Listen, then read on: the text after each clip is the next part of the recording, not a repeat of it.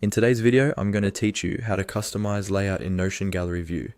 We'll walk through this in a very simple way, so even if you're new to Notion or to database views, you'll be able to follow along. By the end, you'll know exactly where to click and what to look for when you want to adjust how your gallery cards look. First, make sure you're inside the Notion workspace and on the database where you want to use a gallery view.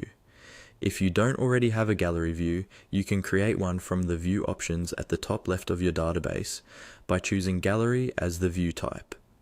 Once you're in that gallery view, you'll see your items displayed as cards instead of rows. To start customizing, the first thing you'll do is click on New Page.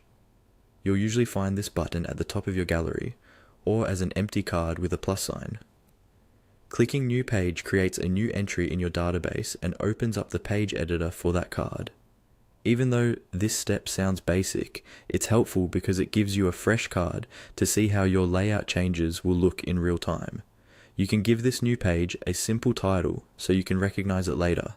If your database already has properties like tags, dates, or statuses, you can fill in a few of those as well. This will make your gallery card more representative, and the layout adjustments you make will be easier to understand visually. Once you have created that new page and you're back in the gallery view, look for the option called Customize Layout.